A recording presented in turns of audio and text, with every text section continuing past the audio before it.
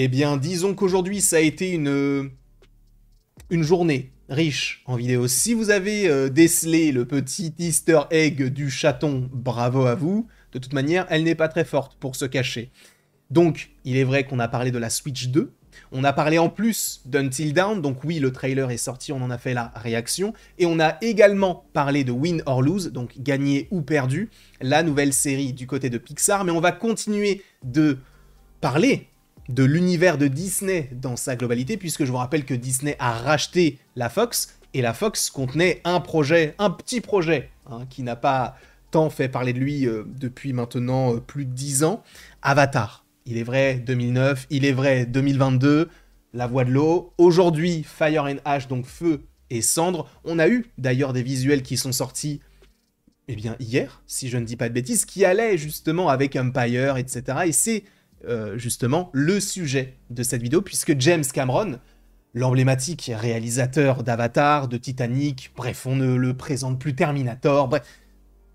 Eh bien, James Cameron parle d'Avatar 3, qui, je le précise et je vous le rappelle, sort en décembre 2025. Logiquement, c'est même sûr, cette année on a un trailer, c'est sûr et certain. Alors, est-ce qu'on est optimiste, très optimiste, et qu'on se dit qu'on pourrait avoir un trailer lors du Super Bowl, qui, je vous le rappelle, a lieu le 9 février, et qui, par ailleurs, sera eh bien, à vivre avec moi en live sur YouTube. Donc on va, à partir de 21h, être en live sur Twitch, sur YouTube, pardon, et peut-être sur Twitch, je ne sais pas, mais en tout cas sur YouTube, pour, eh bien...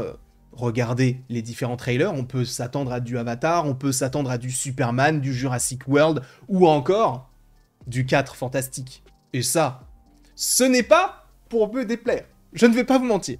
Bref, rendez-vous le 9 février. Mais au-delà de ça, on va lire l'article d'Empire en question qui parle justement eh bien, de ce troisième opus de la saga Avatar, puisque je vous rappelle que normalement, on a le 4 qui sort en 2029 et le 5 qui sort en 2031.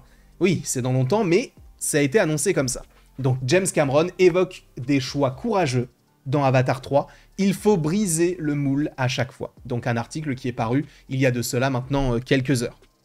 On ne peut guère accuser James Gunn de jouer la carte de la sécurité avec Avatar et Avatar, la voix de l'eau. Le premier film de la saga Na'vi était encore largement inconnu avant d'avoir enflammé les spectateurs et de les transporter dans le pays des merveilles 3D de Pandora, battant des records au box-office. Je vous rappelle qu'actuellement, c'est toujours le film le plus haut en termes de box-office dans l'histoire du cinéma. On approche, je crois, des 3 milliards, puisqu'il est à 2,9 si je ne dis pas de bêtises, et Avatar, la voix de l'eau a fait plus de 2 milliards, donc ils sont vraiment, vraiment bien. Là, peut-être, je crois qu'ils sont en train de tourner le 4, ou en tout cas, ils sont bien avancés sur le 4. Et puis, la voix de l'eau a récidivé plus d'une décennie plus tard, prouvant que le public était plus qu'avide de retourner dans un paradis bioluminescent. Mais selon le cinéaste, le troisième film Avatar sera encore plus audacieux. Il emmènera le public, dit-il à Empire, dans... je cite, des endroits auxquels il ne s'attend pas, mais qui lui sembleront mérités.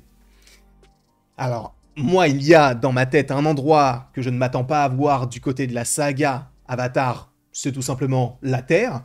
Est-ce qu'on ira directement sur Terre dans ce troisième opus? Je ne pense pas.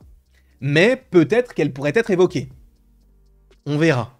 Cameron qui s'entretient avec Empire dans la première de nos exclusivités Path to Pandora, avec mon super accent éclaté au sol, vous apporte chaque mois de nouveaux détails sur la saga Avatar dans le magazine à l'approche d'Avatar Fire and Ash, promet non seulement une escalade d'action, mais aussi une complexité narrative. Je cite, oui, nous avons des scènes d'action vraiment intelligentes, promet-il. Et si je ne dis pas de bêtises, vous ne... Si, j'avais peur que vous ne voyiez rien depuis tout à l'heure, mais en fait, si, vous le voyez avec moi. Donc, que disais-je? Oui, nous avons des scènes d'action vraiment intelligentes, promet-il.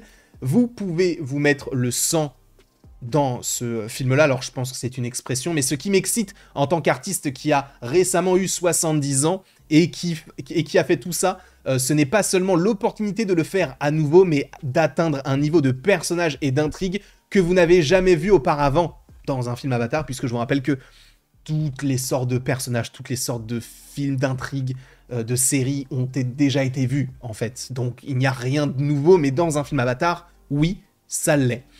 Et du coup, on continue avec, si dans les deux premiers films, les deux premiers films avaient pour seul objectif de faire découvrir Pandora, ses habitants, ses environnements domestiques époustouflants, le troisième volet va révéler les enjeux narratifs. Donc là, on va encore plus rentrer dans l'intrigue de ce projet-là. Nous commençons tout juste à l'utiliser, à le détourner et à le retourner. Donc là, on a posé les bases avec ces deux premiers films. Maintenant, on va avoir des enjeux qui seront encore plus gros. C'est vrai que le deuxième nous permettait de remettre un petit peu les choses en place et de récupérer, on va dire, une nouvelle génération de personnages, de Na'vi, d'humains, bref, on avait tout ce principe-là.